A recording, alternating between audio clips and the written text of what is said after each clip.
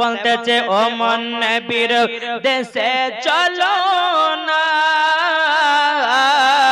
জিয়ারত ওই মদিনা স্বপ্ন আমি দেখি সোনার মদিনা সুবহানাল্লাহ সুবহানাল্লাহ ও মন নবীর দেশে চলো না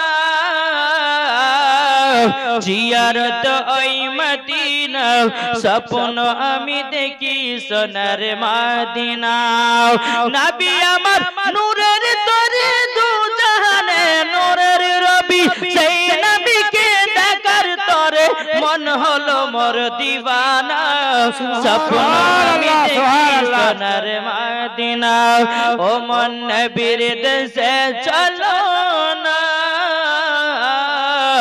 জিয়ারত ওই মদিনা স্বপ্ন আমি দেখি সোনার মদিনা জোরে বলেন সুবহানাল্লাহ মোহাম্মতে বলুন সুবহানাল্লাহ আবাদি মুসলমান ভাইরা আমার কমিটি ভাইরা বলেছে আহলে বায়াত নিয়ে ওয়াজ করবেন রাজি আছেন কে কে শুনবেন হাত জি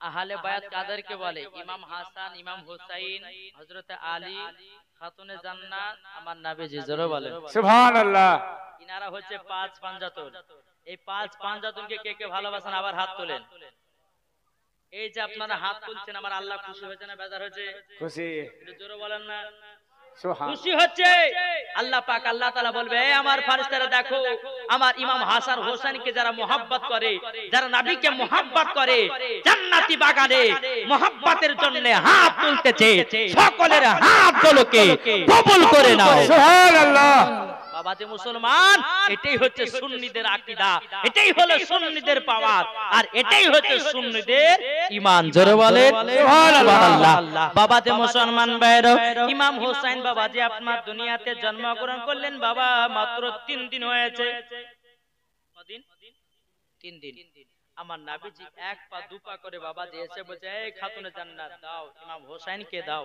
নওয়াজে রাসূলকে দাও একটু আদর করব সোহাগ করব জোরে বলেন সুবহানাল্লাহ একটু মন দিয়ে বাবাজি শুনতে হবে নাকি বলছে কে কে মন দিয়ে শুনেন হাত তোলেন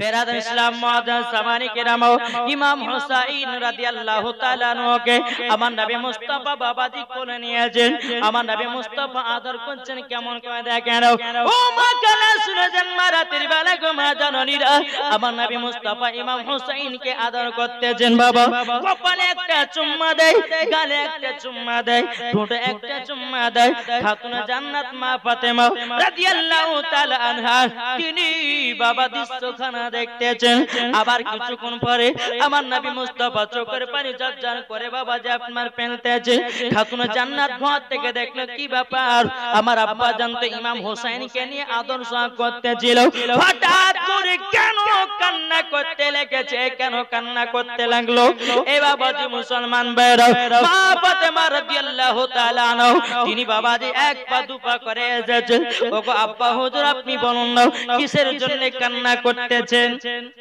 আমার নবীজি বলতেছে এই বেটি ফাতেমা তোমাকে যদি বলি মা তুমি সহ্য করতে পারবে না তুমিও চোখের পানি ঝরঝর করে ফেলতে লাগবে খাতুনে জান্নাত তিনি বলতেছে বলো আব্বা জান আপনি যদি না বলেন আমি এই জায়গা থেকে এক পাও লড়ব না জোরে বলুন সুবহানাল্লাহ সুবহানাল্লাহ বাবা বলতেছেন বলো আমার বেটি খাতুনে জান্নাত আমি কিসের জন্য কান্না করছি জানো গো বলে আব্বা জান কিসের জন্য কান্না করছিলেন এই বেটি ফাতেমা আমি যখন ইমাম হোসেনকে নিয়ে যখন আদর সোহাগ করছিলাম কপালে যেমন চুমা দিছিলাম গালে যেমন চুমা দিছিলাম আপনার কিনা ঠোঁটে যেমন চুমা দিছিলাম আল্লাহ পাক আল্লাহ তাআলা গায়বী আওয়াজে বলছে গো নবীজি আপনি ইমাম হোসেনের কপালে চুম্মা না দিয়ে গালে চুম্মা না দিয়ে আপনার ঠোঁটে চুম্মা না দিয়ে ইমাম হোসেনের গলাতে চুম্মাটা দিন জোরে বলুন সুবহানাল্লাহ সুবহানাল্লাহ বলছো গো মা জননী আপনি বলুন না ওগো আব্বা জান কিসের জন্য চুমাটা দিতে বলেছে আমার নবী মুস্তাফা গায়বের সংবাদদাতা নবী 53 বছর আগে বাবা খবর দিতেছে। এ বাবা যে মুসলমান আমার নবীজি বলতেছে এ বেটি ফাতিমা ইমাম হোসেন যেদিন কারবালাতে শহীদ হবে এজিদের লোকেরা সীমার লোকেরা ইমাম হোসেনের গর্দানে ছুরি চালাবে। এ বাবা যে মুসলমান ভাইরা খাতুনে জান্নাত মা ফাতেমা রাদিয়াল্লাহু তাআলা আনহা তিনি বাবাজি কান্না করতে লেগেছে। জোরে বলবেন না সুবহানাল্লাহ।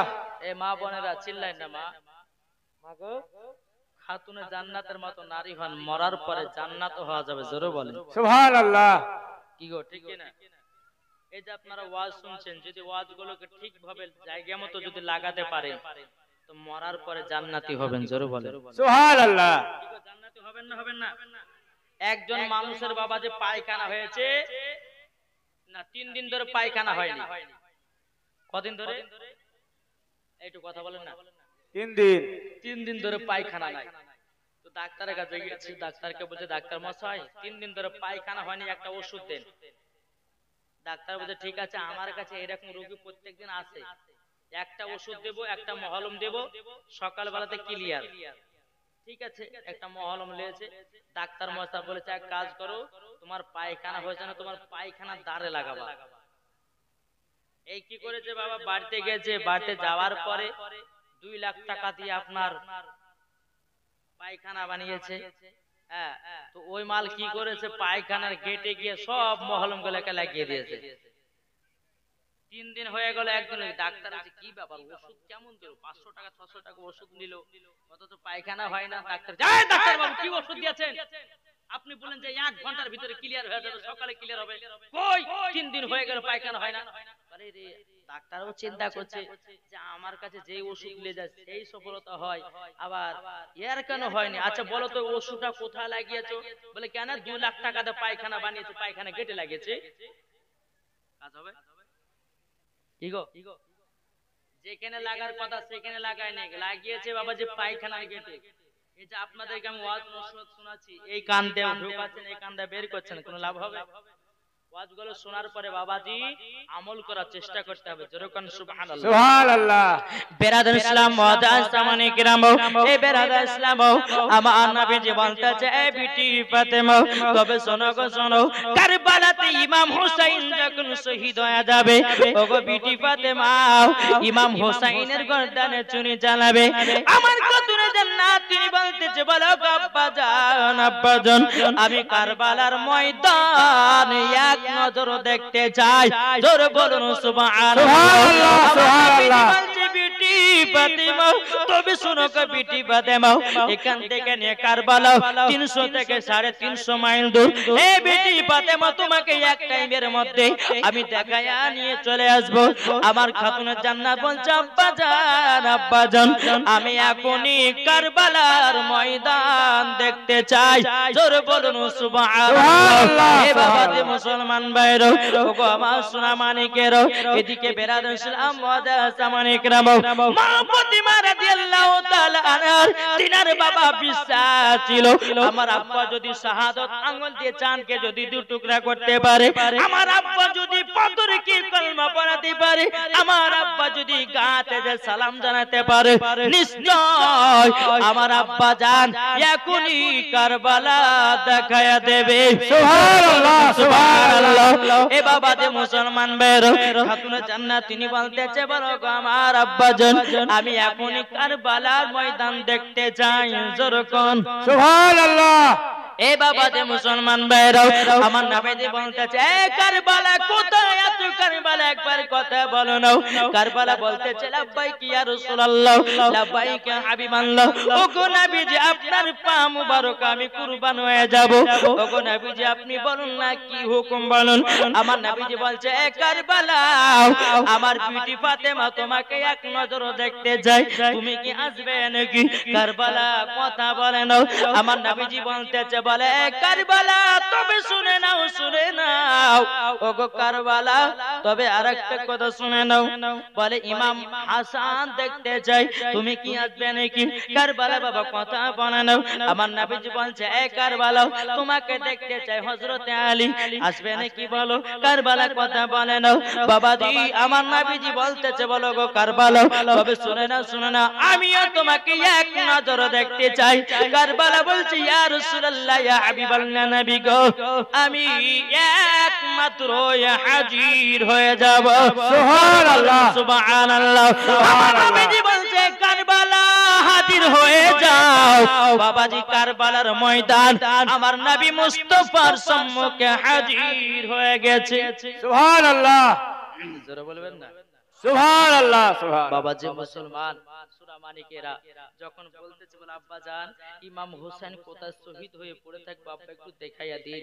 আমার নবীজি বলছে বেটি ফাতেমা সব দেখাবো তবে একটু কথা শুনে নাও আমার নবী মুস্তাফা জিবরিল আমিনকে বলে জিবরিল আমিন কোথায় আছো হাজির হও কারেন্টের মতো হাজির বলে যাও যেখানে ইমাম হোসেন শহীদ হয়ে থাকবে ওই জায়গায় এক মুষ্ঠ মাটি এনে দাও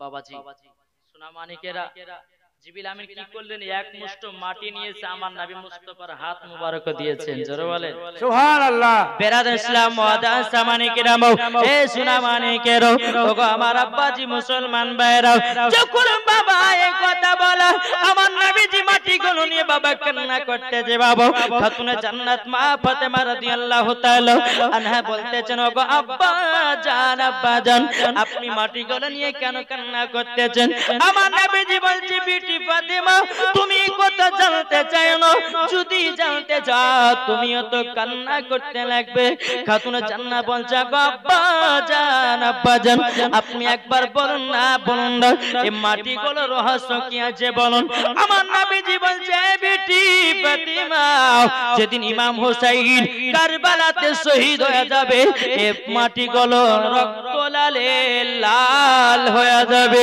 এ বেটি ফাতেমা তার জন্য মাটিগুলো কাকে দেব কার কাছে রাখবো এটা আমি চিন্তা করতেছি বাবা মা ফাতেমা রাদিয়াল্লাহু তাআলা আনহা তিনি বলছো আব্বা জান আপনি মাটিগুলো আমাকে দিন আমি যত্ন করে রেখে দেব আমার নবীজি বলছে বেটি ফাতেমা এই মাটিগুলো তুমিও রাখতে পারবে না বেরাদুল ইসলাম মুআদ্দাস সামানিকরাম খাতুনে জান্নাত মা ফাতেমা রাদিয়াল্লাহু তাআলা আনহা তিনি বলতেছে বলো আব্বা জান এই মাটিগুলো দিন আমি আমার বেটা ইমাম হাসানের কাছে রেখে দেব আমার নবীজি বলতেছে এই বেটি ফাতেমা ইমাম হাসানও রাখতে পারবে না জোরে কন্না সুবহানাল্লাহ এ বাবা আমার নবী মুস্তাফা গায়বের সংবাদদাতা নবী যারা আমার নবীকে বাবা গায়ব বলে মানবে না আমার নবীকে যারা নূর বলে মানবে না তারা বাবা আহলে বায়াতকে মোহাব্বত করে না কি গো ঠিক মোহাব্বত করে না এখন বাবা যে কিছু বক্তা বাড়িয়েছে বাবা যে নাম করলে ভাইরাল হয়েছে হচ্ছে না জি কিছুদিন আগে দেখলেন না বলছে ঈসা নবী ইহুদি ছিল মুসা নবী ইহুদি ছিল ইব্রাহিম খলিলুল্লাহ ইহুদি ছিল আদম নবী ইহুদি ছিল যখন নাউজ বিল্লাহ মিন জালিক এই চিটার বক্তা দুই পাতা বাংলা পড়ে এসে বলতেছে অমুক নবী ইহুদি ছিল সমস্ত নবী ইহুদি ছিল বাপের বেটা বাপ যদি হয় তো মাওলানা ওবায়দুল ইসলাম জামাল সম্মুখে এসে প্রমাণ দেখা কোন নবী ইহুদি ছিল কি বলছেন জি কোন নবী ইহুদি ছিল বাবাজি মুসলমান মাদ্রাসা জীবনে পড়েনি বাবাজি কলেজে স্কুলে পড়ে পড়ে বাংলা টিচার হয়েছে আর এখন দাড়ি ছেড়ে দিয়ে বাবাজি মুসলমান মৌলবিগিরি করছে এই কোন ভাব বুঝতেছেন কাকে বলছি আমি জি প্যান্ট শার্ট পিনে বেড়ায় নাবির সুন্নাতকে ছেড়ে দিয়ে নাবির লেবাসকে বাদ দিয়ে শার্ট পিনে বেড়ায় মুখে কটা দাড়ি রেখে দিয়েছে ওরে বাবারে হায় রে মুফতি সাহেব কিন্তু ওর ভিতরে ঈমান পাকা ছাড়া কাটা ছাড়া কোনো জিনিসই নাই আমার মনে হয় তোকে আবার ঘুরিয়ে মুসলমান হতে হবে নাকি বলছে জি আচ্ছা আপনাদেরকে একটা প্রশ্ন করি বাবা সমস্ত নবীগণ কি ইহুদি ছিল জি না সমস্ত নবীগণ মুসলমান ছিল জোরে বলেন সুবহানাল্লাহ যে বলবে যে ঈসা নবী ইহুদি ছিল আপনার কিনা মুসা নবী ইহুদি ছিল, আদম নবী ইহুদি ছিল, যেই বক্তা বলবে ওই বক্তা মুসলমান থেকে বাদ হয়ে গেছে, ওকে আবার ঘুরিয়ে কলমা পড়তে হবে। জি বাবা যে মুসলমান সোনামানিকেরা এখন ইউটিউবে ফেসবুকের মধ্যে দুইটা বক্তা ভাইরাল হয়েছে, একটা ডাব চোর চিনেন না বাবা যে ভিতরে খাচ্ছে বলবে এ বলতে কি জানেন এক স্টেজে গা আছে যে ক্যাম করা বেদাত, আবার এক স্টেজে গা আছে ক্যাম করা হারাম, আবার এক স্টেজে গা আছে যে ক্যাম করা বাবা যে কি মুস্তাহাব ও মুস্তাহাসান। একই বক্তা কোন স্টেজে গা আছে হারাম, কোন স্টেজে বেদাত, কোন স্টেজে বলছে মুস্তাহাব ও মুস্তাহাসান। তো বাবা যে মুসলমান সোনামানিকেরা তাহলে চিন্তা করে দেখুন এরা কয় কোয়ালিটির মৌলবি, এরা মরার পরে কি জান্নাতি হবে? কি গো জান্নাতি হবে? আমরা নবীকে মন দিয়েছি, নবীকে ভালোবেসেছি, আমরা কাকে মন দেব? নবীকে। এটা জোরে বলেন না, নবীকে। নবীকে মন দেব। তাই কবি বলতেছে মন যদি দিতে হয় নবীকে দিও, ভালো যদি বাঁচতে হয় নবীকে বাঁচান। জোরে সুবহানাল্লাহ সুবহানাল্লাহ। মন যদি দিতে হয় নবীকে দিও, ভালো যদি বাঁচতে হয় নবীকে বাঁচাও। তাহার দুঃখ কষ্ট যন্ত্রণা তিন সইতে পারে না, ওই নবীর নামে দুরুদ পড়িও।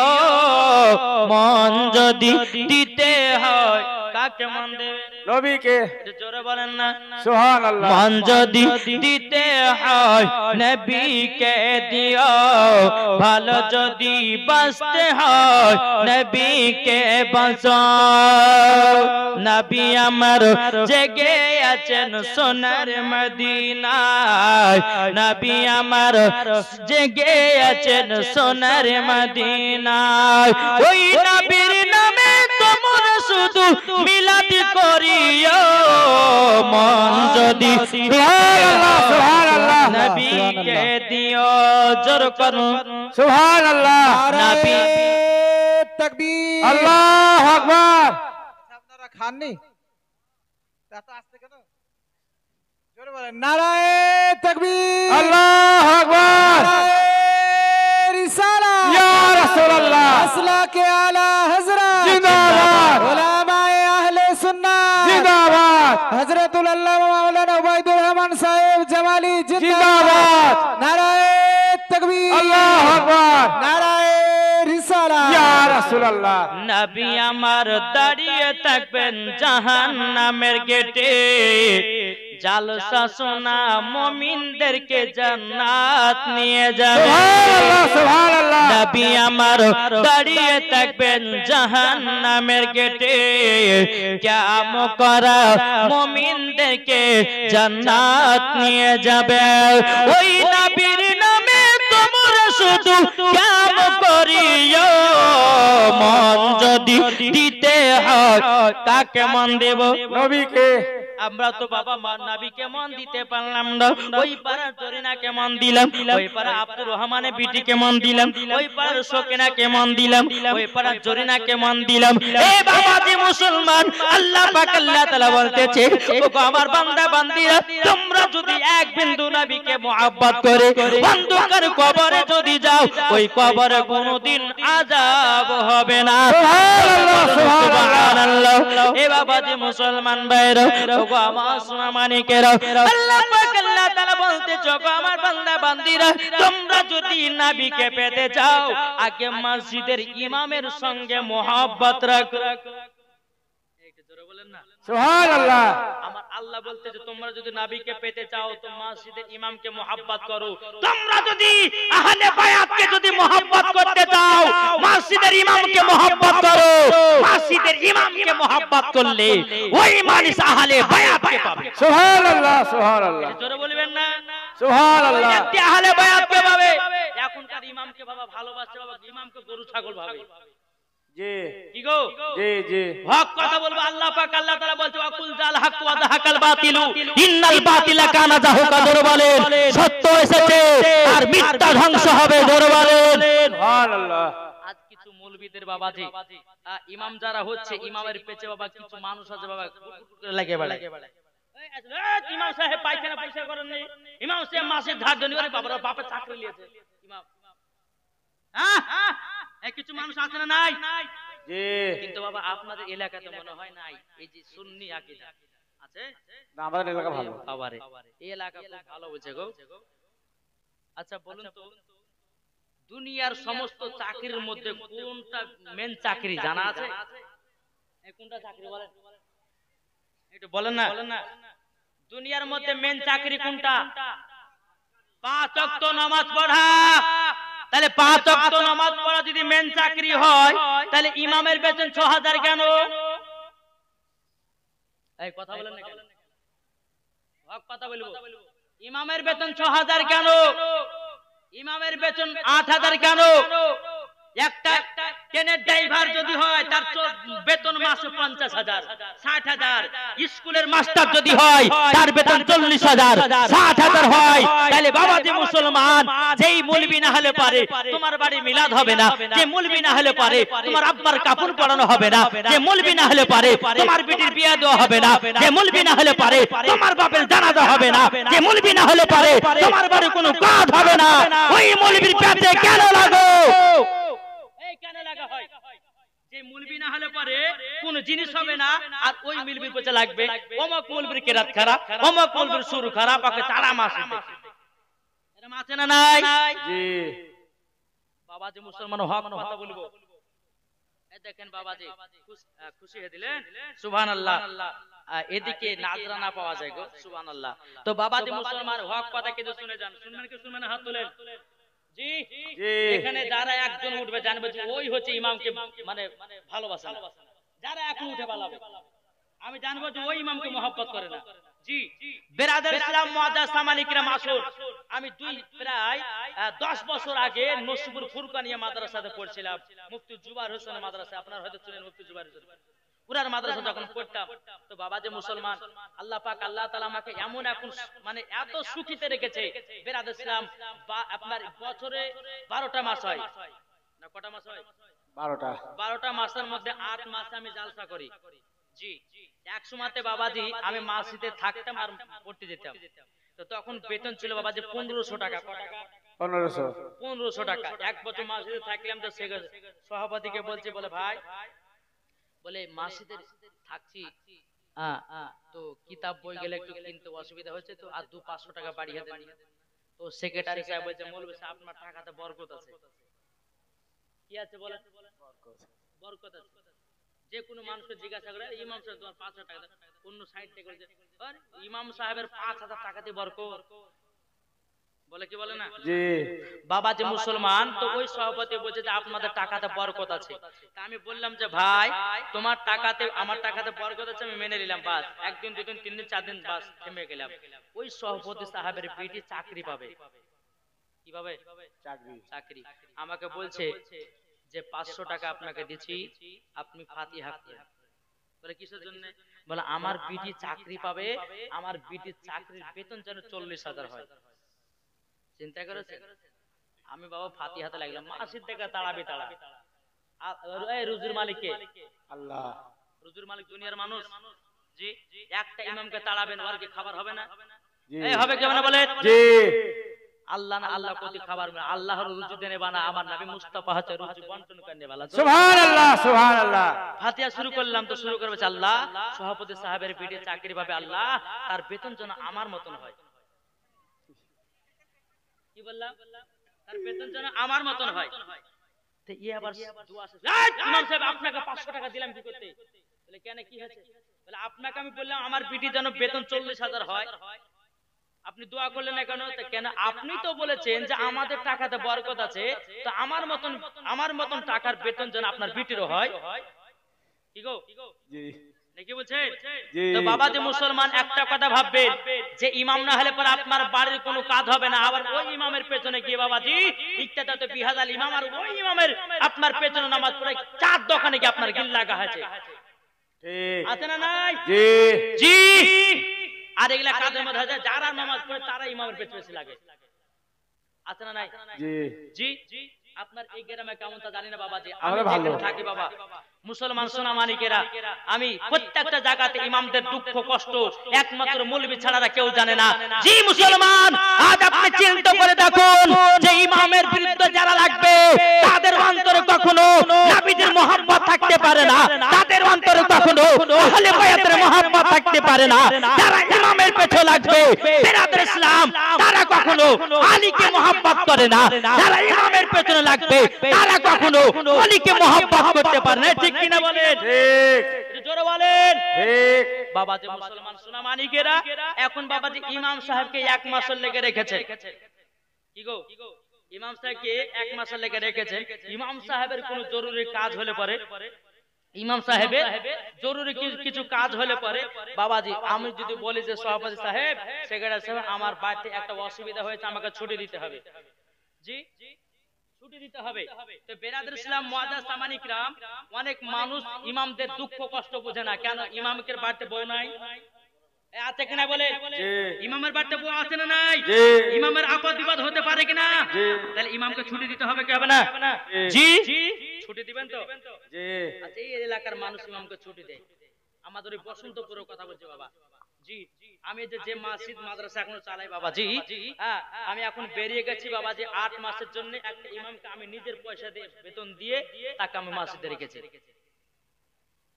নাকি বলছে বাবা যে মুসলমান আসুন, আল্লাহ পাক আল্লাহ তাআলা আমাদের সকলকে হেদায়েত দান করে জোরে বলে আল্লাহুম্মা আমিন। আমি যে এলাকাতে থাকি বাবাজি, এই যে এতগুলি জালসা করছি, অন্য মসজিদের ইমাম হলে পরে আর কবে চাকরি খেয়ে যাবে। নাকি বলছেন হযরত? সাহেব ইমামের কথা বাদ দিয়ে হাদিস বেরাদর ইসলাম ইনশাআল্লাহ বলছি, ওদিকে বাড়ায়েন না। আল্লাহ পাক আল্লাহ তাআলা আমাদের সকলকে যেন হেদায়েত দান করে জোরে বলুন আল্লাহুম্মা আমিন।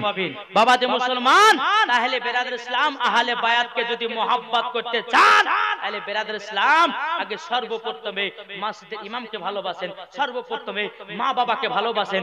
দেখবেন ওই ব্যক্তি নবী মুস্তাফার দিওয়ানা হয়ে গেছে। জোরে বলেন সুবহানাল্লাহ, একবার জোরে বলুন আল্লাহুম্মা সাল্লি আলা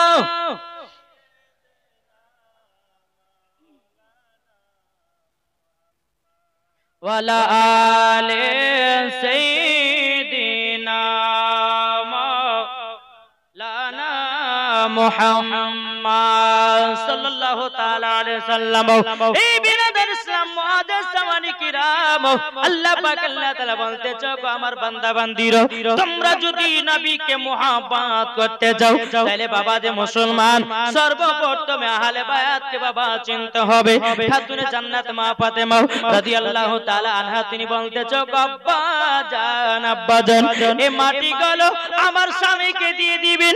আমার গায়বের সংবাদদাতা নবী বলতেছে বলো গো আমার বিটি ফাতেমা, তবে শুনে নাও শুনে নাও, এই মাটিগুলো জানো অধিকার ইমাম হাসান হতে পারবে না। এ বাবা যে মুসলমান ভাইরা, ওগো আমার সোনামানিকেরা, আল্লাহ পাক আল্লাহ তাআলা বলতেছে গো আমার বান্দা বান্দীরা, তোমরা যদি আমার নবীকে এক বিন্দু যদি মহব্বত করে কবরে যাও, ওই কবরে কখনো বাবাজি আযাব হবে না, ওই কবরে কখনো বাবা গজব হবে না, ওই কবরে কখনো বাবা দুঃখ কষ্ট হবে না। জোরে বলুন সুবহানাল্লাহ। আমার নবী মুস্তাফা বলছে গো বিটি ফাতেমা, ইমাম হাসানকে মাটিগুলো দেওয়া যাবে না। বলে কেন গো আব্বা? এই মাটির অধিকারী ইমাম হাসান হতে পারেনি। এই বাবাজি মুসলমান ভাইরা, ওগো আমার সোনামানিকেরা, হযরতে মা ফাতেমাতুজ জোহরা রাদিয়াল্লাহু তাআলা আনহা তিনি বলতে চান আব্বা জান, তাহলে আমার স্বামীকে দিবেন। আমার নবীজি বলতে গো বিটি ফাতেমা, ফাতেমা, এই মাটির অধিকার তোমার স্বামীও হতে পারেনি। এ বাবাজি মুসলমান ভাইরা, আমার মা ফাতেমা বলছে বলো আব্বা জানো, এই মাটিগুলো আপনার কাছেই রেখে দিন। জোরে বলুন সুবহানাল্লাহ। সুবহানাল্লাহ সুবহানাল্লাহ। কি গো আমার নবীজি বলতেছে বলে বিটি ফাতেমা, এই মাটির অধিকার আমিও হতে পারিনি। আমার গায়বের সংবাদদাতা নবী বলছেন জোরে বল। এই মাটিগুলো কাকে দেবে? আমার নবী মুস্তাফা মাটিগুলো নিয়ে বাবা আপনার ঝরঝর করে আপনার পানি জানবা পেতেছে। বেরাদার এই মাটিগুলো কাকে দিবে? বাবা যে উম্মে সালমাকে দেখা হলো, উম্মে সালমাকে বলতো গো উম্মে সালমা এই মাটিগুলো তোমার কাছে রেখে দাও, এই মাটিগুলো ভালো করে যত্ন করে রেখে নেবাও। বাবা উম্মে সালমা বলছো গো নবীজি এই মাটিগুলো দেওয়ার কারণটা কি বলুন? আমার নবীজি বলছো গো উম্মে সালমা যেদিন ইমাম হোসেন কারবালাতে শহীদ হয়ে যাবে, ইমাম হোসেন যখন কারবালায় শহীদ হয়ে যাবে, বলো গো আমার উম্মে সালমা সেই দিন এই মাটিগুলো রক্ত লাল লাল হয়ে যাবে। এ বাবা যে মুসলমান ভাইরা ওগো আমার সোনা মানিকেরা, মা ফাতেমা রাদিয়াল্লাহু তাআলা আনহা তিনি বলতেছে বলো গো আব্বা জানো আমাকে মাটি দিলেন না, আমার বেটা ইমাম হাসানকে মাটি দিলেন না, আপনি আপনার আমার স্বামীকে মাটি দিলেন না, আপনার কাছে মাটি দিলেন না, এর কারণটা কি? আমার গায়েবের সংবাদদাতা নবী বলতে এই বেটি ফাতেমা যেদিন ইমাম হোসেন কারবালাতে শহীদ হবে গো মা